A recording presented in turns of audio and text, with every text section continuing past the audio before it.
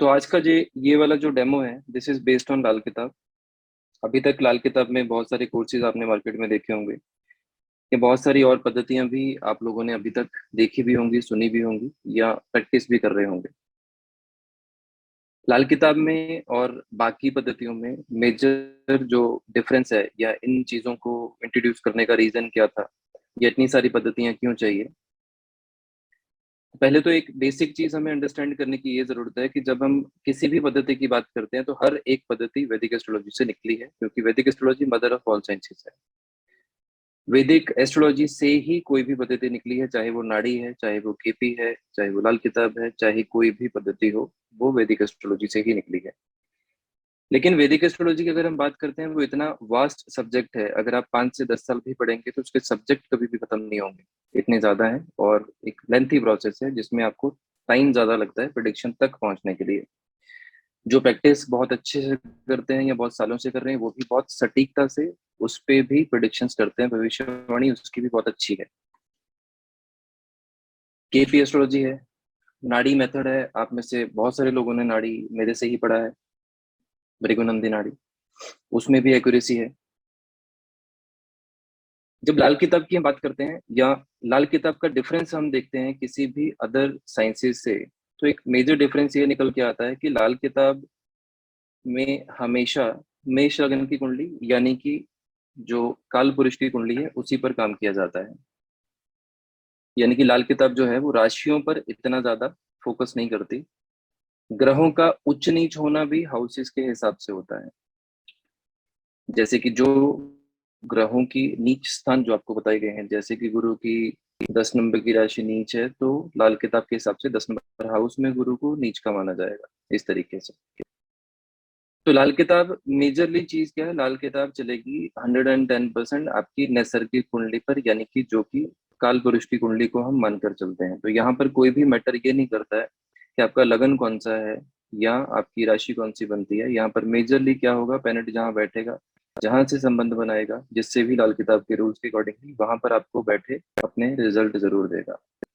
और लाल किताब की ब्यूटी क्या है यहाँ पर, कि लाल किताब दो ग्रहों को मिलाकर भी एक ग्रह बनाती है। एक अलग कॉन्सेप्ट है लाल किताब में, जिसको हम बनावटी ग्रह हिंदी में या फिर मसनूई ग्रह के नाम से भी जानते हैं, जहाँ पर दो ग्रह मिलकर तीसरे ग्रह का रिजल्ट देते हैं।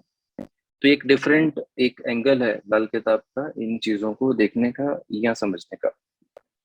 तो लाल किताब में जो 12 हाउसेस हमारे हैं या जो ग्रह हमारे हैं, इन ग्रहों के करकत्व या ग्रहों से जुड़ी हुई चीजें as compare to other sciences थोड़े से डिफरेंट हैं। जो लाल किताब ओरिजिनली जो लिखी गई थी वो स्टार्टिंग में उर्दू में थी। 5 एडिशन जिसके टोटल जो पब्लिश हुए, उसके बाद बहुत सारी बुक्स मार्केट में आ गई, बहुत सारी कॉपी पेस्ट होना शुरू हो गया, लोगों ने अपने हिसाब से भी चीजों को एडिट किया या बहुत सारी चीजें उसमें डाली, रिमूव करी। तो ओरिजिनली अगर लाल किताब की बात करेंगे 1939, 40, 41, इसमें 3 एडिशन आए थे जो मेजरली पोइट्री बेस्ड थे। बहुत अगर नॉर्मल भाषा में अगर हम बात करें, नज़में जैसे होते हैं उसमें थे। उसके बाद 42 में आया एंड 52 में आया। स्टार्टिंग में एस्ट्रोपामिस्ट्री बेसिस था ये। उसके बाद इसमें बहुत सारी चीजें और ऐड कर दी गई, जो बाद में टोटली आज की डेट पे अगर हम इस चीज को समझें तो प्रॉपरली ये एस्ट्रो बेस्ड हम मानते हैं इसको अभी के टाइम पर। लेकिन लाल किताब इकलौती ऐसी साइंस है जो आपको शॉर्टकट देती है किसी भी चीज को अचीव करने का। डेथ को छोड़कर हर चीज का इलाज है लाल किताब में। लाल किताब में क्लियरली वर्डिंग में लिखा हुआ है। बाकी किसी भी साइंसेस से अगर लाल अगर कंपेयर किया जाए या समझा जाए, तो लाल किताब में किसी भी चीज की रेमेडी 1 रुपए से भी स्टार्ट है और 1 लाख तक की भी रेमेडी है या इससे ज्यादा की भी रेमेडी है। बाकी हम क्या रेकमेंड करते हैं या उपाय के तौर पे क्या एक एस्ट्रोलॉजर रेकमेंड करता है किसी को भी, 1.25 लाख मंत्र जाप बोल दी जाएंगे या बड़ी बड़ी पूजा बोल दी जाएंगी या महंगे महंगे जेमस्टोन बोल दिए जाएंगे, ये होता है। और दूसरा फर्क क्या होता है किसी भी अदर साइंस में और एस्ट्रोलॉजी में, सॉरी लाल किताब में, आप आइडेंटिफाई कर सकते हो कि प्रॉब्लम क्या है, लेकिन आप जब सोल्यूशन की बात आती है तो सोल्यूशन दे पाना एक बहुत बड़ा चैलेंज होता है किसी भी पर्सन के लिए या किसी भी एस्ट्रोलॉजर के लिए। तो मेजरली लाल किताब जानी जाती है अपने इफेक्टिव रेमेडीज के लिए, इफेक्टिव और फास्ट रेमेडीज के लिए। ऐसी भी रेमेडीज हैं लाल किताब में कि आपने अभी रेमेडी करी और 15 मिनट के बाद भी आपको रिजल्ट मिला। ऐसी रेमेडीज भी लाल किताब में है। तो रेमेडीज के लिए एक मेजर चीज है जो लाल किताब आपको समझना चाहिए या सीखना चाहिए। और ब्यूटी क्या है लाल किताब की, बाकी किसी भी पद्धति में अगर कोई भी चीज का योग नहीं है तो आप उसको फलित नहीं करवा सकते। लाल किताब क्या बोलती है, लाल किताब में कुछ उपाय ऐसे भी हैं या उपाय बनाने के तरीके ऐसे हैं कि अगर आप वो रेमेडीज करते हो तो किसी भी योग को बनाया भी जा सकता है। ठीक है। जैसे फॉर एग्जाम्पल मान लीजिए किसी की शादी नहीं हो रही है, योग नहीं है अभी, किसी भी पद्धति से नहीं है, तो वहां पर ऐसी रेमेडीज भी अवेलेबल हैं जहां पर आप कुछ रेमेडीज करके ऐसे योग बना सकते हैं। तो लाल किताब के कॉन्सेप्ट जो है वो काफी ज्यादा वास्ट हैं, एक्यूरेट हैं, और रेमेडीज बहुत इजी हैं और इफेक्टिव रेमेडीज हैं। ये ब्यूटी है लाल किताब की। अब लाल किताब में हर एक प्लेनेट के लिए कुछ हाउसेस जो हैं वो उसके फिक्स्ड हाउसेस माने जाते हैं। लाल किताब में इस चीज को पक्के घर का नाम दिया गया है। अगर लाल किताब की आपने किसी ने भी अगर आज तक वीडियोस अगर समझी हैं या सुनी है, तो लाल किताब में कॉन्सेप्ट यूज किया जाता है मंदा ग्रह, या फिर ये ग्रह अच्छा बैठा है या बुरा बैठा है, ऐसी चीजें आप लोगों ने सुनी होंगी। तो लाल किताब में एक ही प्लेनेट एक ही हाउस में बैठकर या 12 के 12 हाउसेस में बैठकर अच्छे और बुरे रिजल्ट दोनों दे सकता है आपको। उसमें कोई भी राशि हो कोई मैटर नहीं करता है। अदर साइंसेस में हम क्या करते हैं, मान लीजिए कोई एक प्लेनेट आपकी कुंडली में उच्च राशि में बैठा हुआ है, स्व राशि में बैठा है, मूल त्रिकोण में बैठा है, या अच्छे भाव में बैठा है, बली है, किसी भी कंडीशन में पावरफुल बैठा है इन शॉर्ट, तो वहां पर नॉर्मली आपको क्या बताया जाएगा कि इस ग्रह का जेमस्टोन पहन लिया जाए, ऐसा रेकमेंड किया जाता है। तो एक लॉजिकल बात अगर हम अपने माइंड में अगर सोच कर देखें या समझ कर देखें, एक बॉटल ऑलरेडी फिल्ड है, उसमें और पानी डालेंगे तो उसमें पानी जाएगा? और नहीं जा सकता है। तो प्रैक्टिकली कंडीशन में उस चीज को और पावर देने की जरूरत ही नहीं। तो कंडीशन कहाँ पर जाकर बैठेगी हमारी, कि अगर इन सब चीजों को अगर हम कोलैबोरेट करें या समझें, तो लाल किताब इन सब चीजों की मिथ्स पे काम नहीं करती है। लाल किताब आपको सिंपल बोलेगी ये 10 रुपए की चीज है, यहाँ से उठाओ वहां जाके दबा दो, आपका काम हो गया। ये लाल किताब की ब्यूटी है इस चीज में। अब जो प्लेनेट के पक्के हाउसेस हैं, यानी कि जो पक्के घर होते हैं किसी भी ग्रह के, लाल किताब में जैसे हम लोग नॉर्मली हाउसेस की बात करते हैं, भाव की बात करते हैं, तो लाल किताब में हाउसेस को खाना बोला जाता है। बिकॉज ये लिखी उर्दू में गई थी तो वहां पर खाना बोला जाएगा। तो इस पूरी क्लास में आज की जो डेमो है, अगर कभी बीच में अगर वर्ड आता है खाना नंबर ये या वो, तो वो आपको हाउसेस से कनेक्ट करना है, वहां पर राशि का कोई भी लेन देन नहीं होगा। ठीक है। तो प्लेनेट के जो पक्के हाउसेस हैं, एग्जाम्पल के लिए मान लीजिए कि गुरु किसी की कुंडली में मंदा बैठा है यानी कि बुरा बैठा है, तो ऐसी कंडीशन में हम ये अगर समझें कि गुरु मंदा कैसे फल देगा आपको, तो there are lot of parameters. उनमें से एक है कि गुरु के अगर पक्के घरों में अगर गुरु का कोई शत्रु आके बैठ जाएगा तो गुरु आपको अशुभ फल देने शुरू कर देगा बाय डिफॉल्ट। चाहे गुरु अपनी उच्च राशि में क्यों ना हो, चाहे अपने गुरु उच्च स्थान पे चौथे घर में क्यों ना हो, लेकिन गुरु के रिजल्ट आपकी कुंडली में खराब हो जाएंगे। ऐसे ही बाकी बहुत सारे रूल्स हैं लाल किताब में, जो छोटी छोटी चीजें आपको अगर आप ऐड ऑन करते हो तो वहां पर जाकर आपको वो चीजें रिजल्ट जो है वो एक्यूरेसी में देती हैं। तो कुछ रूल्स ऐसे हैं लाल किताब में, जैसे फॉर एग्जांपल मान लीजिए कि राहु की बात करते हैं, तो राहु लाल किताब में हम बुध का फॉलोअर मानते हैं। राहु जो है वो बुध को फॉलो करता है। तो जैसा आपकी कुंडली में बुध होगा वैसा आपको राहु रिजल्ट देगा। अगर बुध खराब है तो राहु भी बुरे रिजल्ट देगा। ये एक कंडीशन है। अब ये 12 के 12 हाउसेस में ये कंडीशंस बिल्कुल डिफरेंट हो सकती है हर प्लेनेट के लिए। तो हो सकता है कि कभी आपको राहु शनि समान फल दे रहा है, कभी आपको राहु जो है वो बुध समान फल दे रहा है। ये हम आगे डिटेल में समझेंगे इस चीज को। ठीक है। तो मेजरली जो चीज है यहाँ पर वो ये है कि हर चीज का हल यहाँ पर हम लोग एक्सपेक्ट कर सकते हैं, या हर चीज का हल हम यहाँ पर निकाल सकते हैं। दूसरी चीज, बहुत सारे एस्ट्रोलॉजर्स या पद्धतियां जो हैं ऐसी हैं जहां पर रेमेडीज की बहुत ज्यादा कमी है। और बहुत सारे एस्ट्रोलॉजर्स आज की डेट पे यूट्यूब पे या वैसे अपनी नॉर्मल लाइफ में लाल किताब की रेमेडीज को यूज कर रहे हैं, या लाल किताब की रेमेडीज को रेकमेंड कर रहे हैं। इवन वो लोग इस चीज को प्रैक्टिस भी नहीं करते हैं, लाल किताब को, बस बट स्टिल रेमेडीज इफेक्टिव हैं, फास्ट हैं, इसलिए वो इन चीजों को यूज करते हैं या रेकमेंड करते हैं। तो लाल किताब में सबसे इजी बात क्या है, आपने साल की अपनी कुंडली खोली जिसे हम वर्षफल बोलते हैं, वहां पे आपने प्रॉब्लमेटिक प्लैनेट ढूंढा, प्रॉब्लमेटिक प्लेनेट को समझने के लिए या अंडरस्टैंड करने के लिए एक बहुत अच्छी चीज लाल किताब में बताई गई है। अगर दो ग्रह मान लीजिए आपकी कुंडली में खराब बैठे, एग्जाम्पल के लिए मान लीजिए दो ग्रह मिलकर तीसरे ग्रह के खराब फल दे रहे हैं, ये मैं आगे आपको एक्सप्लेन करूंगा कौन से ग्रह से कौन सा ग्रह बनेगा, अच्छा बनेगा या बुरा बनेगा। तो ऐसी कंडीशन में नॉर्मली हमें क्या बोला जाता है या नॉर्मली क्या रेकमेंड किया जाता है कि हम इन दो ग्रहों में से जो शत्रु है इसका हम रेमेडी करेंगे, डोनेशन करेंगे, तो हमारा जो रिजल्ट है वो पॉजिटिव हो जाएगा या शांत हो जाएगा। लेकिन लाल किताब ये बोलती है कि तीसरे ग्रह का रिजल्ट करो, जो प्रॉब्लम कर रहा है वो भी ठीक हो जाएगा, ये भी ठीक हो जाएगा। तो ये डिफरेंस है रेमेडी करने का भी लाल किताब में। दूसरी चीज क्या है, लाल किताब में रेमेडी करने का बहुत ज्यादा डूज एंड डोंट्स हैं, यानी कि क्या करना है क्या नहीं करना है। इन चीजों के बहुत सारे रूल्स आपको बताए जाएंगे जो कि हम इस पूरे कोर्स में हम लोग सीखते जाएंगे, आगे बढ़ते जाएंगे। अब काफी रेमेडीज हम लोग देते हैं लोगों को या बहुत सारी चीजें हम लोगों को बताते हैं, तो वहां पर क्या प्रॉब्लम होती है कि आपने रेमेडी दी, आपको कॉल आया आपके क्लाइंट का कि आपने जो बताया था उससे बिल्कुल उल्टा हो गया। आपने रेमेडी शांत करने के लिए दी लेकिन हमारे पास ये सब चीजें उल्टी हो गई, प्रॉब्लम और बढ़ गई पहले से। तो वहां पर कंडीशन क्या होती है, जब एक स्टैंडर्ड रेमेडी हम किसी को देते हैं या समझाते हैं, तो जो डूज एंड डोंट्स लाल किताब बताती है हमें कि इस समय ये करना है, इस समय ये करना है, इस समय ये करेंगे तो ये होगा, ये करेंगे तो ये होगा, उन सब चीजों को इग्नोर करके जब रेमेडीज हम देते हैं तो समटाइम्स हम लोग अच्छे पेरेंट को एनिमी पेरेंट के साथ कनेक्ट कर देते हैं, जहां पर जाकर आपको रिजल्ट जो है वो इंस्टेंट नेगेटिव मिलने शुरू हो जाते हैं। Same happened with the positive remedies also, जो अच्छे उपाय हैं वहां पर भी यही सब चीजें होती हैं। तो रिजल्ट फास्ट है एज कम्पेयर टू एनीथिंग, ये सब चीजें भी हम लोग इसमें अंडरस्टैंड करेंगे।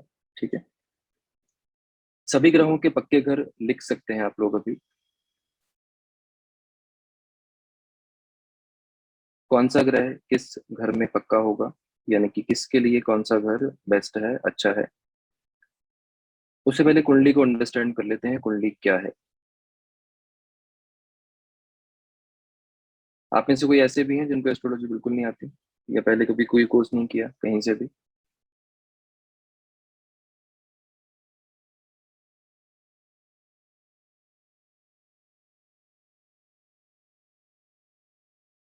चलिए कोई बात नहीं, ठीक है मैम, नो प्रॉब्लम। लाल किताब में देखिए, ये कुंडली है 12 हाउसेस का। हमारी कुंडली में कोई भी अगर हम पेरेंट की बात करते हैं या कुछ भी समझते हैं, तो लाल किताब के हिसाब से कोई भी कुंडली आपका लगन कोई भी हो, वो हमेशा मेष लगन की कुंडली ही मानेंगे यहाँ पर। तो आपकी कुंडली में कोई भी प्लेनेट हो या कोई भी राशि का कोई प्लेनेट हो, यहाँ पर हमेशा फर्स्ट साइन ही माना जाएगा लाल किताब में, क्योंकि लाल किताब में सभी कुंडलियां जो है मेष लगन से ही शुरू होंगी। इसी तरीके से एंटी क्लॉकवाइज हम लोग आगे बढ़ते हुए इस तरीके से सारी चीजें अंडरस्टैंड करेंगे। इसके बाद हाउस की यहाँ पर जो है डिटेल्स दे रखी है। जैसे फर्स्ट हाउस क्या करेगा, फर्स्ट हाउस बॉडी है, पर्सनैलिटी है, हेल्थ है, फेम है, ईगो है, किसी डिजीज को क्योर होगा कि नहीं होगा, ये सब चीजें हमें फर्स्ट हाउस बताता है। सेकेंड हाउस आपकी saving, wealth, family, speech, addictions, right I, ये सब चीजों का है। थर्ड हाउस के कारकत्व यहाँ लिखे हैं, इसी तरीके से 12 के 12 जो हाउसेज हैं इनके सभी के कारकत्व यहाँ पर कनेक्ट किए जाएंगे, ये सभी लाल किताब के हिसाब से। अब यहाँ पर हर एक हाउस में साथ में कुछ प्लैनेट्स का नाम लिखा हुआ है। ठीक है, कुछ हाउसेस में आपको दो प्लैनेट्स भी मिलेंगे, कुछ हाउसेस में आपको तीन प्लैनेट भी मिलेंगे। तो वो क्या है, ये सभी प्लैनेट यहाँ पर पक्के घर में माने गए हैं। ये सभी प्लैनेट यहाँ पर पक्के घर में माने गए हैं, यानी कि ये प्लैनेट जो हैं यहाँ पर अपने बहुत अच्छे रिजल्ट देंगे। ठीक है, अब बहुत अच्छे रिजल्ट देने का मतलब क्या है, ये प्लैनेट जो है अगर यहाँ पर बैठेंगे तो इनके जो रिजल्ट्स हैं वो as compare to any other houses आपके लिए ज्यादा बेस्ट होंगे। ठीक है, अब यहाँ पर अगर हम इस कुंडली को अगर ध्यान से देखें, यहाँ पर सूर्य फर्स्ट हाउस में लिखा है, जुपिटर दूसरे घर में लिखा है, मंगल तृतीय भाव में तीसरे घर में लिखा है, चंद्र जो है वो चौथे घर में लिखा हुआ है यहाँ पर, गुरु पंचम भाव में लिखा है, छठे भाव में बुध और केतु लिखा है। बुध छठे भाव के लिए पक्के घर का कारक है, लेकिन केतु जो है यहाँ पर को लॉर्ड की तरह बैठता है इस घर में। हालांकि ये दोनों आपस में एनिमीज हैं, बट इनकी युति अगर सिक्स हाउस में होती है तो स्टिल ये अच्छी मानी जाएगी या ठीक मानी जाएगी। 7वें घर में वीनस एंड मरकरी इन दोनों का है। 8वें घर में आपका मंगल का रहेगा और शनि का रहेगा। 9वां घर आपका गुरु का रहेगा। 10th हाउस शनि का है। 11th हाउस जुपिटर का रहेगा और 12th हाउस भी जुपिटर का रहेगा और राहु का रहेगा। जुपिटर जैसे ऑक्सीजन का कारक है, राहु आकाश का कारक है, दोनों आकाश तत्व में आते हैं, तो दोनों की कंडीशंस में यहाँ पर, इसलिए इन दोनों को यहाँ पर 12th हाउस में रखा गया है। जुपिटर का पक्का घर है, राहु यहाँ पर को लॉर्ड की तरह आता है। तो ये कारकत्व आपके हैं कुछ हाउसेस के काल किताब के हिसाब से, जो हम आगे चलकर चीजों को कनेक्ट करते हैं, और इनके साथ बैठे हुए प्लैनेट्स या इन हाउसेस में बैठे हुए जो प्लैनेट्स आपके होंगे वो आगे चलकर आपको उस तरीके से रिजल्ट देंगे। कैसे रिजल्ट देंगे, अच्छे रिजल्ट देंगे या बुरे रिजल्ट देंगे, वो डिपेंड करता है उनकी कंडीशंस पर। यानी कि प्लैनेट की कंडीशन अच्छी है या बुरी है, ये सब चीजें डिपेंड करेंगी आगे जो हम इन चीजों को अंडरस्टैंड करने वाले हैं लाल किताब में। और एक सबसे अच्छी चीज ये है कि अगर आपके पास किसी की कुंडली नहीं भी है, अगर आपके पास किसी की कुंडली नहीं भी है, स्टिल यू कैन प्रिडिक्ट। तो ये बहुत बड़ा सवाल होता है जब कोई पर्सन आपके पास आता है और वहां पर जाकर अगर आपको कोई पर्सन ये बोले कि इस समय पर अगर कोई पर्सन आपके पास आता है तो उसकी कुंडली में क्या होगा, जबकि उसके पास एक्चुअल डेट ऑफ बर्थ नहीं है। तो अंदाजन डेट ऑफ बर्थ या एज से भी आप लोग प्रोडिक्शन कर सकते हैं कि किस तरीके से किसी पर्सन की एज में इस टाइम पर किस ग्रह का प्रभाव ज्यादा होगा या किस ग्रह की कंडीशन जो है, आपको इवेंट जो है वो ज्यादा मिलेंगे। तो ये लाल किताब की अनदर एक गुड पॉइंट या ब्यूटी हम बोल सकते हैं। तो लाल किताब क्या करती है, इनका अपना एक दशा सिस्टम है लाल किताब का, जिसको हम दशा चक्र बोल सकते हैं, आयु चक्र बोल सकते हैं, 35 साला चक्र बोल सकते हैं, बहुत सारे नामों से इन चीजों को जाना जाता है।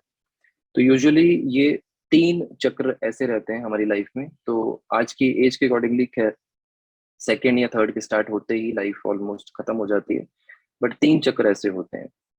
तो इसके लिए एक चार्ट बनाना पड़ेगा आपको इन चीजों को लिखने के लिए, समझने के लिए। तो आप लिखना शुरू कर सकते हैं।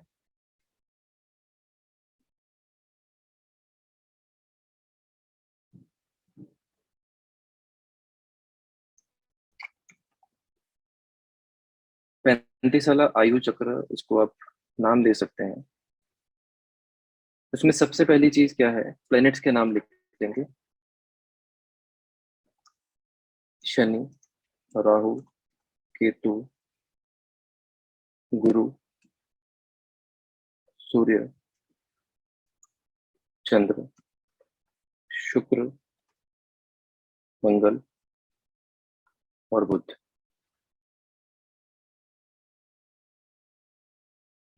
अब यहाँ पर ये प्लेनेट नेम है आपका। इसके बाद दूसरी चीज क्या क्या हम यहाँ पर करेंगे, फर्स्ट साइकिल यहाँ रहेगा, यहाँ पर सेकंड साइकिल रहेगा और यहाँ पर थर्ड साइकिल रहेगा। ठीक है।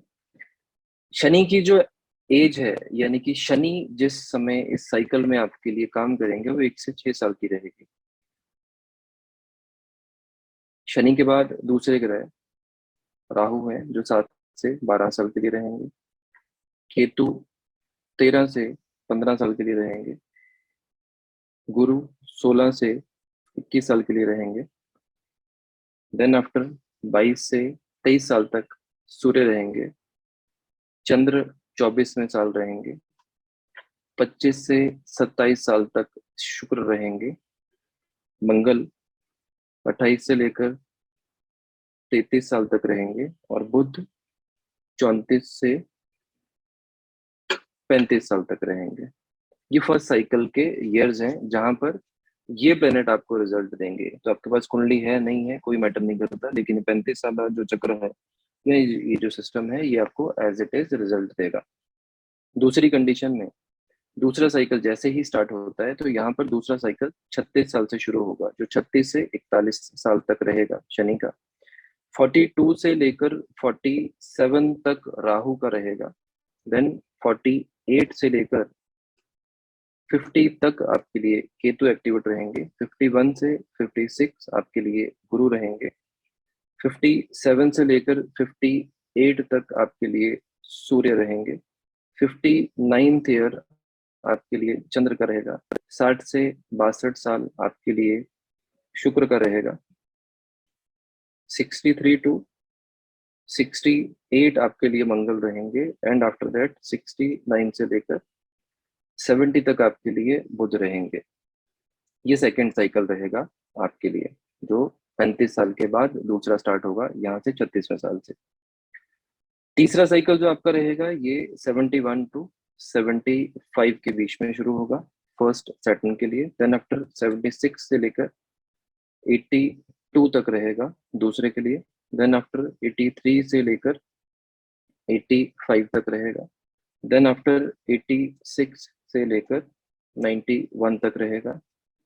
92, 93, then 93, 94, 95 to 97, then after 98 to 103, then after 104 से 105 तक।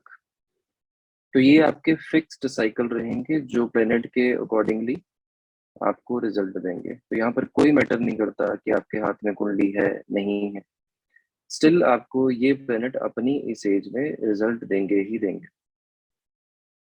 इसका यूज कैसे होता है ये हम आगे समझते हैं। आप चाहें तो इसका स्क्रीनशॉट ले सकते हैं।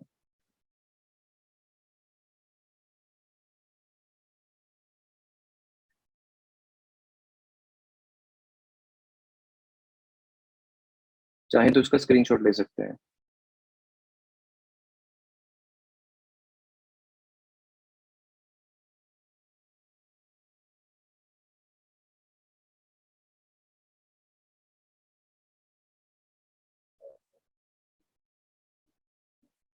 अब इसको मेजर क्वेश्चन ये आएगा, इसको याद कैसे करेंगे, समझेंगे कैसे? इसमें तो बहुत सारे साल है, कंडीशन ही कंडीशन है, कैसे अंडरस्टैंड करेंगे?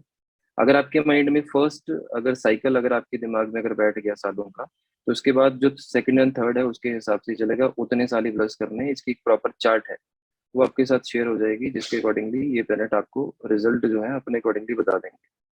अब इनके रिजल्ट कैसे होंगे, अच्छे होंगे बुरे होंगे, ये एक बहुत बड़ा सवाल होता है किसी भी एस्ट्रोलॉजर के लिए या किसी भी पर्सन के लिए, कि ये आपके लिए अच्छे या बुरे रिजल्ट कैसे देंगे। तो जैसे नॉर्मली अगर हम किसी के भी चार्ट को हम अंडरस्टैंड करते हैं, किसी भी चार्ट को अगर हम देखते हैं, तो सबसे बड़ी क्वेश्चन क्या होता है कि आपने किसी पर्सन को पूछा कि आपकी लाइफ में इस टाइम पे ऐसे इवेंट्स हो रहे हैं, तो बहुत कुछ बोलने के बाद भी कई बार जब तक ये बोलता है कि नहीं ऐसे इवेंट्स नहीं हो रहे, ऑपोजिट हो रहे हैं इससे। ठीक है, तो लाल किताब में अगर आपके पास कुंडली नहीं भी है, जैसे अभी आपको मैंने ये साइकिल समझाया अभी, तो ऐसी कंडीशन में हम क्या कर सकते हैं, हम लोग सिम्टम से भी अंडरस्टैंड कर सकते हैं कि कैसे प्लेनेट इस समय आपको किस तरह के रिजल्ट दे रहे हैं। तो अगेन वहां पर कुंडली की जरूरत नहीं पड़ेगी, वहां पर आप लोग रेमेडीज जो है वो वैसे ही दे सकते हो। जैसे हम अभी ट्रांजिट की बात करते हैं, तो ट्रांजिट में जैसे हम क्या करते हैं कि नॉर्मली प्लैनेट्स को हम देखते हैं, प्लैनेट्स की कनेक्टिविटी चेक करते हैं, अकॉर्डिंग टू दैट हम लोग रिजल्ट बोलते हैं। लाल किताब का एक अपना सिस्टम है जिसको वर्षफल बोला गया है। ऐसे ही जैसे हम लोग साल का गोचर देखते हैं अपना, वैसे ही वर्षफल का नाम दिया गया है उसमें। तो वर्षफल के साथ महीने की कुंडली भी बना सकते हैं हम लोग, हफ्ते की भी बना सकते हैं, साप्ताहिक, देन दिन की भी बना सकते हैं, घंटे की भी बना सकते हैं, मिनट की भी बना सकते हैं। सब चीजें आपकी एक्यूरेसी के साथ प्रिडिक्ट की जा सकती हैं, जो कि लाल किताब में बहुत इजीली पॉसिबल है कि किस घंटे में आपके साथ क्या हो सकता है। ये चीजें कुछ भी मैनुअली आपको कैलकुलेट करने की जरूरत नहीं पड़ेगी। इसके लिए आपको फ्री सॉफ्टवेयर दूंगा मैं आपको, जो आप अपनी विंडोज सॉफ्टवेयर में डाल सकते हैं, जिसमें रेमेडीज भी साथ में रहेंगे, जो भी स्टूडेंट्स इसमें आगे आएंगे। तो लाल किताब में जो सालाना जो हमारा जो सिस्टम है, कुंडली का जो सिस्टम है, उसके अकॉर्डिंगली हम लोग चीजों को आगे कैलकुलेट करते हैं और चीजों को समझते हैं। तो लाल किताब में वर्ष फल के अकॉर्डिंगली जो भी चीजें आपकी बनेंगी, उसके अकॉर्डिंगली आपको रिजल्ट मिलेंगे। एग्जाम्पल लेते हैं, आपका वर्ष फल में मान लीजिए या लगन कुंडली में मान लीजिए आपका राहु 12वें घर में बैठा हो, तो 12वें घर का राहु सबने बुरा माना कि 12वें घर में राहु जो है वो बुरा फल देगा, आपको जेल यात्रा करवाएगा, हॉस्पिटल की यात्रा करवाएगा, नुकसान कराएगा, नींद हराम कर देगा, ये सब चीजें। लेकिन लाल किताब ये बोलती है कि 12वें घर में बैठा हुआ राहु जो है वो वैसा रिएक्ट करेगा जैसा आपकी कुंडली में बुध बैठा होगा। अगर बुध आपकी कुंडली में मान लीजिए बुरे स्थान पर बैठा है या बुरी स्थिति में है, अशुभ होकर बैठा है, तो ऐसी कुंडली में राहु भी बुरे ही फल देगा। अगर ऐसा जातक वर्ष फल में आए हुए बुध को अगर इग्नोर कर देता है कि बुध की स्थिति कैसी है, तो राहु उसको बहुत बुरी तरह पीटेगा वर्ष फल में, यानी कि रिजल्ट जो है वो बहुत बुरे मिलेंगे। सेम वे अगर मान लीजिए कि अगर राहु आपका मान लीजिए कि 10th हाउस में बैठा हुआ है, तो 10th हाउस में राहु अच्छे या बुरे शनि की स्थिति देखकर रिजल्ट देगा आपको, क्योंकि शनि आपकी कुंडली में मान लीजिए पीड़ित कंडीशन में बैठा हुआ है। अब 10th हाउस में मैंने शनि क्यों बोला, क्योंकि दसम जो घर है, जो 10th हाउस है, वो शनि का पक्का घर है। तो शनि के अकॉर्डिंगली शनि जैसी स्थिति में होगा, राहु आपको वैसे रिजल्ट देगा वहां पर। तो अगर ऐसी कंडीशन में अगर वर्षल की बात करते हैं, अगर शनि बेटा हुआ है उस साल में, तो राहु भी बेटेगा। तो ये कुछ फिक्स्ड रूल हैं जो आपकी पकड़ में किसी और साइंस से नहीं आएंगी, ये सिर्फ और सिर्फ लाल किताब की ही ब्यूटी है। जैसे हम कुंडली वर्ड यूज करते हैं, लाल किताब में टेवा वर्ड यूज किया जाता है, सुना होगा आप लोगों ने, टेवा देखने आया हूँ, टेवे देख रहा हूँ, ऐसी चीजें। तो ये कुछ चीजें हैं जो डिफरेंट है लाल किताब की as compare to any other sciences. ठीक है। अब ये बुध अगर मान लीजिए आपकी कुंडली में खराब हो जाता है, वर्ष फल की बात कर लेते हैं, राहु 12वें घर में बैठा हुआ ऑलरेडी खराब है, आपकी कुंडली में बुध भी खराब है, और बुध वर्ष फल में भी खराब आ गया, तो ये नींद हराम कर देगा आपकी राहु उस साल में। कितने भी उपाय कर लो, जल्दी कंट्रोल में नहीं आएगा। और ये साइंस ऐसी है जो इकलौती साइंस आपको ये बताएगी कि यहाँ पर उपाय जो है किसका करना है। और बाकी साइंसेस में हम लोग डायरेक्टली एनिमी को पकड़ कर रेमेडी करते हैं। तो ये डिफरेंट है लाल किताब में और बाकी साइंसेस में, और एक्यूरेट है, इसमें कोई भी दो राय नहीं है। और आगे बढ़ के आपको मैं 50 ऐसे सूत्र दूंगा आज लाल किताब के, जो किसी भी चार्ट पर अगर आप लगाएंगे तो 100% वो कनेक्टिविटी आपको देंगे ही देंगे। ठीक है, लास्ट तक बने रहिए। अब इसमें नेक्स्ट चीज की बात करते हैं। फॉर एग्जाम्पल मान लीजिए बुध और केतु अगर आपकी कुंडली में कहीं पर भी बैठे हुए हैं, बुध और केतु, तो बुध और केतु की कंडीशन में क्या है, इस कंडीशन में केतु बहुत बुरा हो जाएगा।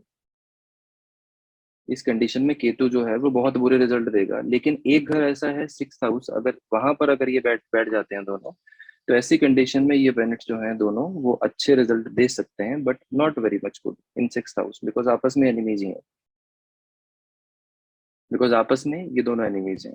दूसरी कंडीशन में मान लीजिए बुध और राहु का अगर कॉम्बिनेशन है किसी भी चार्ट में, ऐसी कंडीशन में ये दोनों बैठकर बहुत अच्छे रिजल्ट देंगे, दोनों का कॉम्बिनेशन बहुत अच्छा है, लेकिन कुंडली में आपकी गुरु पिट जाएगा,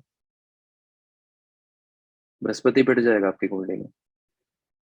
बृहस्पति उच्च राशि में हो, उच्च स्थान पे हो, कुछ भी हो, अगर आपकी कुंडली में बुध राहु का योग है, तो ऐसी कंडीशन में आपकी कुंडली में गुरु पिट जाएगा।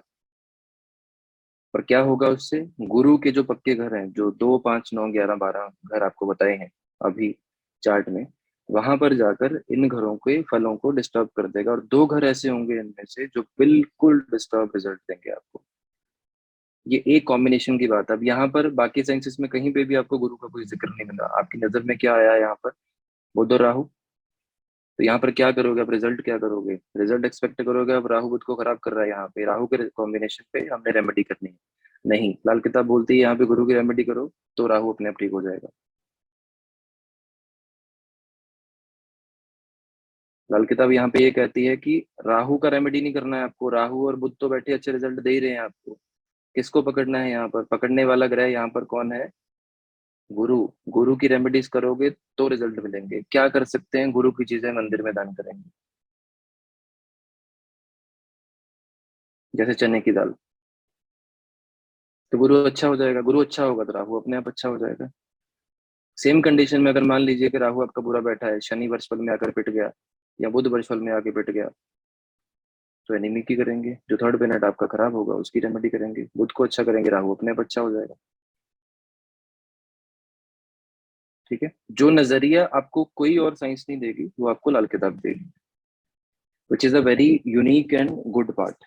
लाल किताब आपको ये बताती है कौन सा ग्रह कहाँ बैठेगा और क्या करेगा, और कौन सा ग्रह किस घर में बैठकर किस तरह के रिजल्ट आपको दे सकता है, और कब क्या करना है कब क्या नहीं करना है। एग्जाम्पल के लिए मान लीजिए कि आपकी कुंडली में अगर मंगल सॉरी, बुध अगर आपकी कुंडली में तीसरे घर में आकर बैठ जाता है,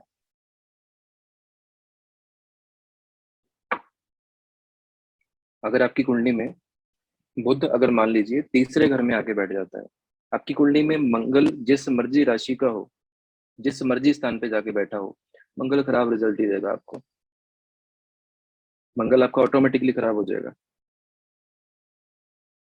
आपका मंगल कितनी भी अच्छी राशि में बैठा हो, चाहे 10th राशि का, उच्च राशि का क्यों ना हो, 10th हाउस में क्यों ना बैठा हो, मगर बुध तीसरे घर में जाके बैठेगा तो मंगल पिट ही जाएगा। मंगल से जुड़े हुए रिजल्ट जो आपके हैं वो खराब ही आएंगे। लेकिन मंगल अगर चंद्र के साथ हो या गुरु के साथ हो, मंगल अगर चंद्र के साथ हो या फिर गुरु के साथ हो, ऐसी कंडीशन में मंगल अच्छे रिजल्ट दे सकता है। ऐसी कंडीशन में मंगल जो है आपको अच्छे रिजल्ट दे सकता है, लेकिन ये कंडीशन फुलफिल होनी चाहिए। और लाल किताब की दृष्टियां भी अपनी हैं और बाकी रूल्स भी अपने अलग हैं। ठीक है। अगर मान लीजिए कि बुध तीसरे भाव में हो, मंगल केतु भी हो, तो और बुरे रिजल्ट देगा मंगल। तो मंगल और ज्यादा बुरे रिजल्ट देगा आपको। मंगल से जुड़े हुए कारक तत्व हैं, उनमें से बहुत इजी अगर पकड़ लेंगे, एक काम प्रॉपर्टी का, दूसरा आपका भाई, दोनों से प्रॉब्लम रहेगी, दोनों से नुकसान रहेगा। ठीक है। तो ये बहुत एक यूनिक कॉन्सेप्ट हम मान सकते हैं लाल किताब का, कि दो ग्रहों के मिलकर तीसरे ग्रह का जो रिजल्ट है वो चेंज हो जाता है, या तीसरा ग्रह वहां पर खराब हो जाता है। अब लाल किताब में जो बनावटी ग्रहों का जो कॉन्सेप्ट है, जो मैंने अभी दो ग्रहों की युति आपको समझाई, वो किस तरह से बनते हैं, उनके कॉम्बिनेशन लिख लीजिए। कुछ एक कॉम्बिनेशन आपको मैं एक्सप्लेन करूंगा अभी। इसको बनावटी ग्रह का आप टॉपिक दे सकते हैं या मसनूई ग्रह का टॉपिक दे सकते हैं।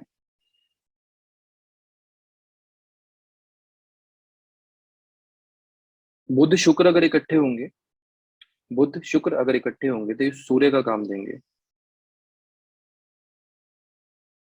बुध और शुक्र अगर इकट्ठे होंगे ये सूर्य का काम देंगे।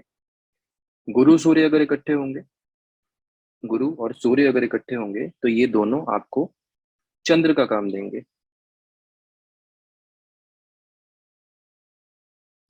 ये दोनों आपको चंद्र का काम देंगे। ये कॉन्सेप्ट सिर्फ और सिर्फ लाल किताब में एप्लीकेबल होता है, तो किसी भी अदर साइंस पे इसको अप्लाई ना करें, आपको रिजल्ट डिस्टर्ब्ड मिलेंगे या नहीं मिलेंगे। राहु और केतु अगर वर्षफल में अगर मान लीजिए एक सेद में आ जाते हैं या एक घर में आकर बैठ जाते हैं,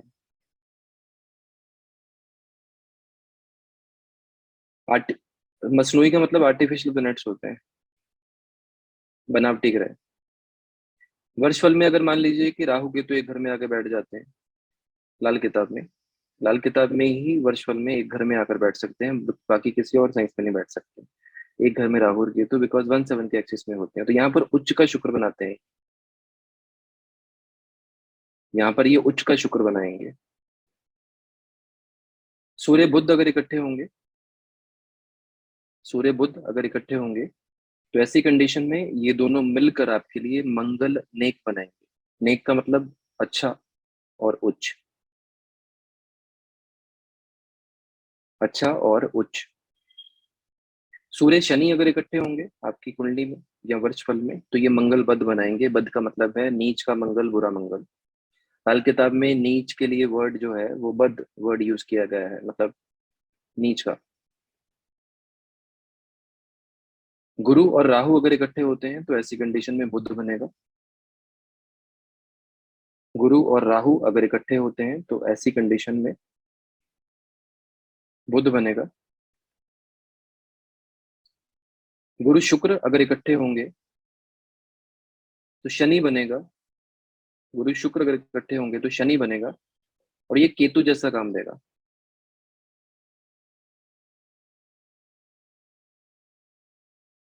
और ये केतु जैसा काम देगा। मंगल और बुध अगर दोनों इकट्ठे हैं तो ये राहु जैसा काम देंगे। मंगल बुध अगर दोनों इकट्ठे हैं तो ये राहु जैसा काम देंगे। मंगल शनि अगर इकट्ठे होंगे तो ये उच्च के राहु जैसा काम देंगे। तो ये उच्च के राहु जैसा काम देंगे।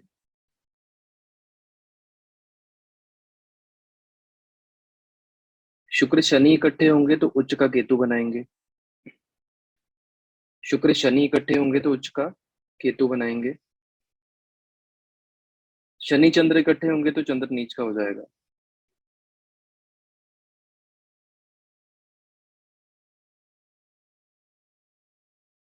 चंद्र नीच का हो जाएगा। अब आपकी कुंडली में जहां जहां पर जो जो प्लैनेट्स हैं उसके अकॉर्डिंगली आपको अभी एक हिडन जो फीचर है वो आपको समझ आएगा कि आपकी कुंडली में ये प्लैनेट उच्च राशि में उच्च स्थान पर बैठकर भी अच्छे रिजल्ट क्यों नहीं देता। क्योंकि यहाँ पर प्लैनेट्स आपस में कनेक्ट होकर थर्ड प्लैनेट का जन्म कर रहे हैं, और वो प्लैनेट कैसे रिजल्ट देगा वो साथ में बताया जा रहा है यहाँ पर बहुत क्लियरली। अब दूसरी चीज क्या होती है जो किसी भी अदर साइंसेस में डायरेक्टली जो है वो इंट्रोड्यूस नहीं की गई थी, बट बहुत लोगों ने या बहुत साइंसेस में लोगों ने इस चीज को लाल किताब से चोरी किया है और अपनी साइंसेस में डाला है, ये एक्सप्लेन किया है। तो हमारी कुंडली में इवेंट्स जब हम काउंट करते हैं या इवेंट्स को हम कनेक्ट करने की कोशिश करते हैं, समझते हैं, तो बहुत सारे इवेंट ऐसे होते हैं जहां पर एक प्लैनेट अपना इवेंट डिलीवर करने के लिए प्रॉपरली सक्षम नहीं होता है या प्रॉपरली कैपेबल नहीं मानते हम लोग कि ये प्लैनेट यहाँ पर काम देगा या नहीं देगा, या यहाँ पर इस चीज से काम होगा कि नहीं होगा। तो वैसी कंडीशन में क्या है, लाल किताब ये कहती है कि हर एक प्लैनेट की एक जागने की उम्र होती है। जागने को क्या बोलते हैं हम लोग, एक्टिवेशन। तो activation as for each planet is different in Lal Kitab. उससे क्या होता है, उस ग्रह के उस टाइम के बाद रिजल्ट जो है आपके लिए बेटर वे में आने शुरू हो जाएंगे। अब वो डिसाइड कैसे होगा कि वो प्लैनेट आपको अच्छे रिजल्ट देगा या बुरे रिजल्ट देगा, तो टॉपिक लिखिए अभी, ग्रहों की जागने की उम्र, ग्रहों की जागने की उम्र या activation age of planets, activation age of planets.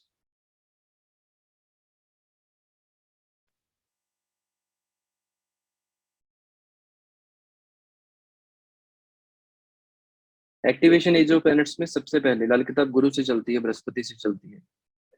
तो बृहस्पति में 16 साल की उम्र में बृहस्पति का एक्टिवेशन हो जाएगा। बृहस्पति 16 साल की उम्र में जाग जाएंगे। बृहस्पति 16 साल की उम्र में जाग जाएंगे। तो बृहस्पति आपकी कुंडली में कैसे हैं और दो ग्रहों से जुड़कर बृहस्पति का रिजल्ट अच्छा हुआ या बुरा हुआ, जैसे मैंने बुध राहु की कंडीशन में बताया, राहु 11 में होगा तो भी आपकी कुंडली में गुरु खराब हो जाएगा कहीं भी बैठा, चाहे वो अपने पक्के घर में क्यों ना हो। इसका लॉजिक क्या है, राहु एनिमी है और राहु गुरु के पक्के घर में आके बैठ गया बृहस्पति के, तो खराब कर दिया उसने। कहीं पर भी हो बैड रिजल्ट मिलेंगे आपको। तो बृहस्पति यानी कि गुरु हमारी कुंडली में जैसे होंगे वैसे हमें रिजल्ट फिक्स्ड वे में मिलेंगे जब गुरु का एक्टिवेशन होगा। अगर गुरु हमारी कुंडली में बैड कंडीशन में है तो हमें गुरु से जुड़े हुए इवेंट जो हैं वो बुरे मिलेंगे। कब मिलेंगे जब गुरु एक्टिवेट हो जाएंगे 16 साल की उम्र में। ठीक है। अब सब लोग अपनी लाइफ को अगर एनालाइज करेंगे तो सोच समझ आना शुरू 16 साल से होता है। जो प्रॉपर लाइफ को हम समझना शुरू करते हैं या सीरियसनेस लाइफ में आती है या विवेक जो हमें आता है चीजों में सही और गलत को चुनने का, वो हमें 16 साल से समझ आना शुरू हो जाता है कि गुरु का काम है। अगर गुरु खराब तो इन सब चीजों की समझ जो है वो लेट आएगी या प्रॉब्लमेटिक कंडीशंस में होंगी। सूर्य 22 साल की उम्र में एक्टिवेट होंगे। सूर्य का जागृत होने का जो साल है वो 22 साल है। सूर्य हमारी कुंडली में अशुभ बैठे हैं तो सूर्य से जुड़े हुए फल हमें अशुभ मिलेंगे। क्या अशुभ मिलेंगे, फादर से जुड़ा हुआ कोई बैड इवेंट, सरकार से दिक्कत, या फिर हेल्थ से जुड़ी हुई प्रॉब्लम्स, ये सूर्य से जुड़ी हुई मिलेंगी अगर सूर्य हमारी कुंडली में अशुभ बैठे हैं। समटाइम्स क्या होता है, जातक की ऐसी खुद की हैबिट्स होती हैं जिससे जातक ऐसी चीजों को इनवाइट कर लेता है कि कोई भी अच्छा बैठा हुआ ग्रह आपके लिए बुरे फल देना शुरू कर देता है। मान लीजिए किसी का कुंडली में दूसरे भाव में सूर्य का प्लेसमेंट है, खाना नंबर 2 में सूर्य है। ऐसी कंडीशन में अगर जातक चंद्र से जुड़ी हुई चीजें अगर गिफ्ट में लेना शुरू कर दे, जैसे दूध, नमक, पानी, चांदी, चांदी से बनी हुई चीजें, तो सूर्य बुरे रिजल्ट देगा आपको। सूर्य कितना भी अच्छा बैठा हो, यहाँ पर बुरे रिजल्ट देगा आपको। सूर्य की कोई भी राशि हो, कोई मैटर नहीं करता। दूसरे घर में बैठा सूर्य गिफ्ट लेने पर ही खराब हो जाता है। गिफ्ट में क्या क्या मानते हैं हम लोग? जो आपको नॉर्मल गिफ्ट मिलते हैं वो। दूसरी कंडीशन में आपको जो शगुन मिलते हैं, पैसे मिलते हैं, वो। गिफ्ट में कोई मिठाई आ जाए, घर पे कुछ खाना आ जाए, या किसी से आपको किसी ने कुछ दिया वो, तो ये सब खराब हो जाएगा। सेम वे अगर राहु 11 की बात करते हैं, 11 में राहु अच्छा है। राहु शनि दोनों की प्लेसमेंट लाल किताब के हिसाब से 3, 6, 10, 11 में अच्छी मानी गई है। 3, 6, 10, 11 में अगर राहु किसी का 11वें घर में बैठा है, वो इलेक्ट्रॉनिक का सामान लेना शुरू कर दे किसी के गिफ्ट से, तो राहु बुरे रिजल्ट देना शुरू कर देगा।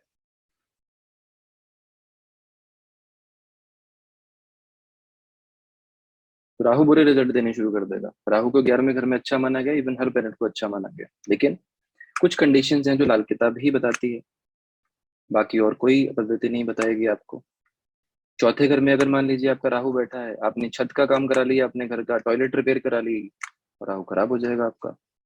हालांकि चौथे घर में लाल किताब को राहु को धर्मी बोला गया है, अच्छा बोला गया है, लेकिन ये कंडीशन है। जब जब राहु वर्षफल में चौथे घर में आएगा, टॉयलेट का और घर की छत का काम होना ही होना है, आना ही आना है। टॉयलेट खराब होगा ही होगा, सीट कोई ना कोई काम आएगा ही आएगा। जब भी वर्षफल में चौथे घर में आएगा, आपके घर में नहीं आएगा, आपके रिलेटिव में आएगा, पैसे आपकी जेब से जाएंगे। पैसा आपने दिया, काम आपने कराया, और राहु आपके लिए एंटी हुआ 3 साल के लिए। और प्रॉब्लम ऐसी ऐसी घूम के आएंगी, यहाँ वहां से आएंगी, आपको पता भी नहीं चलेगा। जैसे चंद्र 6 में बैठा हो, जैसे चंद्र 6 में बैठा हो, तो जातक की मेजर हैबिट क्या होती है? पानी, दूध, या चंद्र से जुड़ी हुई चीजें इधर उधर बहुत गिफ्ट करता है। तो पता ही नहीं चलता लाइफ में इतनी डिस्टरबेंस क्यों आ रही है।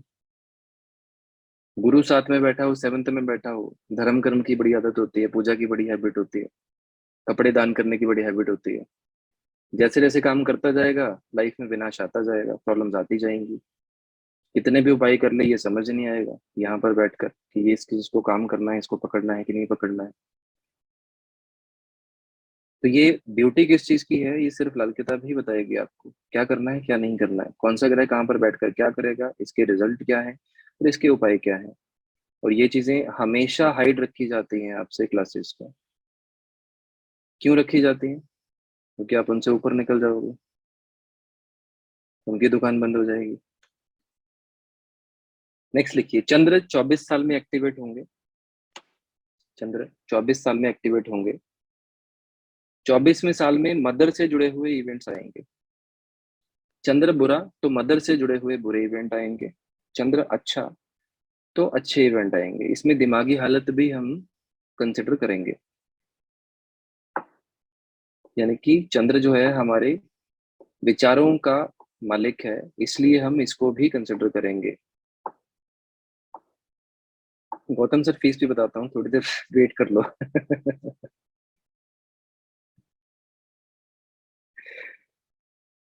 तो चंद्र अगर अच्छा हुआ तो अच्छे रिजल्ट आएंगे, और चंद्र अगर बुरा हुआ तो बुरे रिजल्ट आएंगे। तो बहुत कॉमन इवेंट क्या है? चंद्र माता का कारक है, तो माता से जुड़े इवेंट। मानसिक स्थिति का कारक है, तो आपकी मानसिक स्थिति के जुड़े हुए इवेंट आपको आएंगे। चंद्र बुरा तो बुरे रिजल्ट, अच्छा तो अच्छे रिजल्ट। अगेन यहाँ पर हम काउंट करेंगे कि चंद्र की स्थिति क्या है और चंद्र कहाँ पर कैसे पीड़ित है। शुक्र के बाद मंगल 28वें साल में एक्टिवेट होते हैं। मंगल 28वें साल में एक्टिवेट होते हैं। मंगल का एक्टिवेशन एज 28 साल है।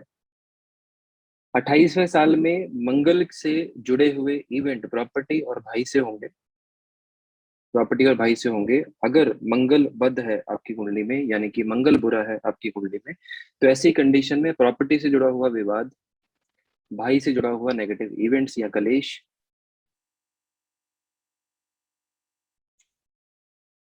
ये सब होगा।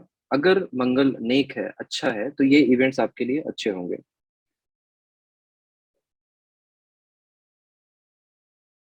शुक्र का हमने शायद मिस कर दिया।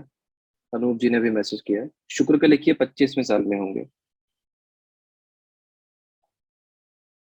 शुक्र का लिखिए 25वें साल में होंगे। शुक्र 25वें साल में एक्टिवेशन देंगे।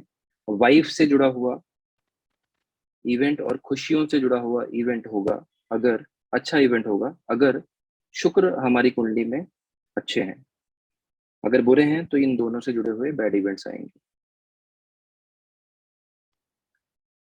तो इन दोनों से जुड़े हुए बैड इवेंट्स आएंगे।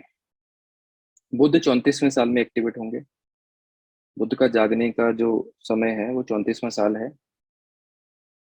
बुध अच्छा तो बिजनेस बढ़ेगा, फूलेगा, फलेगा। अब यहाँ पर देखिए एज ऐसी है, हम यहाँ पर एजुकेशन की बात नहीं कर सकते। 34वां साल है। अगर बुध बुरा होगा तो जातक 34वें साल में कोई बहुत बड़ा गलत डिसीजन लेगा, यानी कि बेवकूफी का काम करेगा।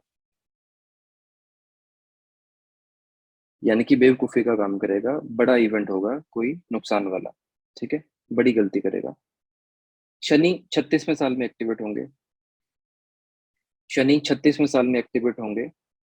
अगर शनि अच्छा, नेक या उच्च या अच्छी स्थिति में, तो आपको सक्सेस देगा।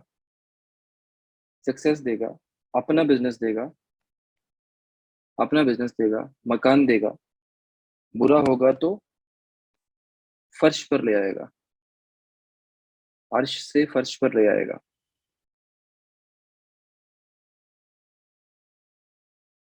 राहु 42 ईयर्स में एक्टिवेट होगा। राहु 42 ईयर्स में एक्टिवेट होगा। 42 साल में बैठा हुआ राहु अगर आपकी कुंडली में, लग्न कुंडली में अगर अच्छा है, तो राहु अपने साथ जुड़े हुए जो कारक तत्व हैं, राहु के जो कारक तत्व हैं उसमें फायदा देना शुरू कर देगा। एकदम से राइज कर जाओगे। अगर महीने का 10,000 कमाने का कैपेसिटी था तब तक, तो एकदम से वो 5 लाख पे ले जाएगा, 4 लाख पे ले जाएगा। राहु इतना कर सकता है। लेकिन अगर बुरा हुआ तो सब कुछ रोड पे ले आएगा, जेल भी ले जा सकता है।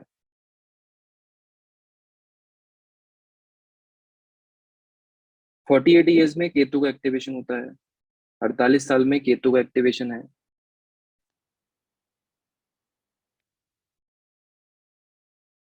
केतु हमारी कुंडली में अगर अच्छा बैठा है, तो बच्चों से जुड़े हुए इवेंट और मैटरनल अंकल से जुड़े हुए इवेंट आपके लिए अच्छे होंगे। बच्चों का मैंने इसलिए बोला है, लाल किताब में चाइल्ड का कारक केतु है। पुत्र संतान का कारक केतु है। अगर केतु बुरा बैठा है, तो ऐसी कंडीशन में इन दोनों से जुड़े हुए इवेंट्स जो है हमें बुरी स्थिति में ही मिलेंगे, यानी कि बुरे ही मिलेंगे।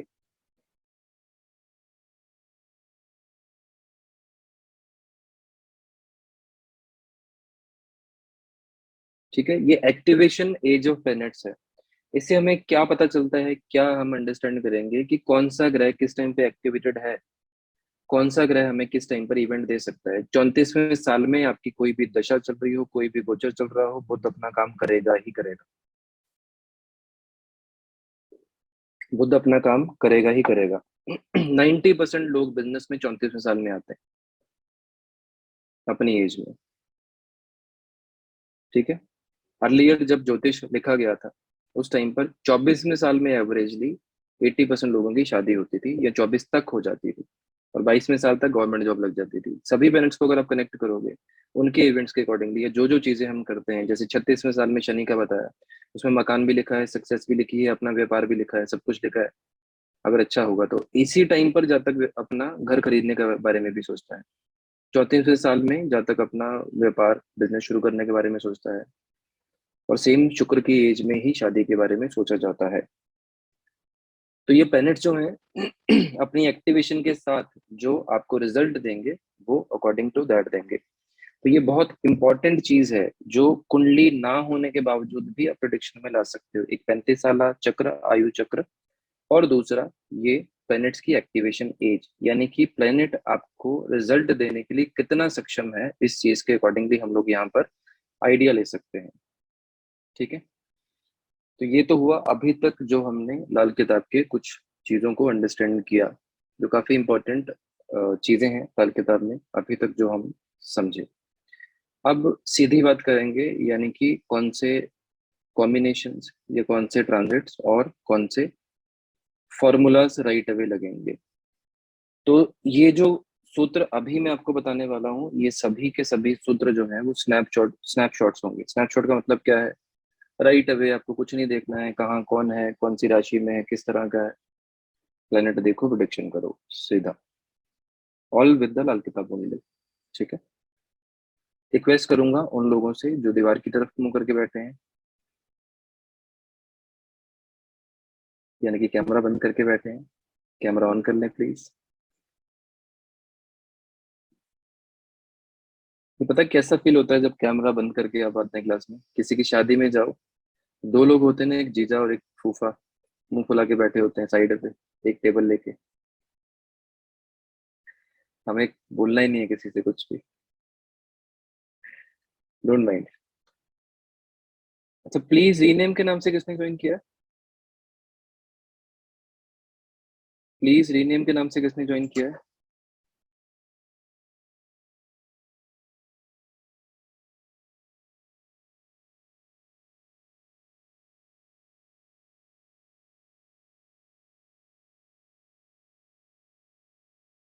चलिए कोई बात नहीं। जिन्होंने भी किया है, मैम सॉरी, क्वेश्चन नहीं ले पाऊंगा अभी, थोड़ी देर बाद।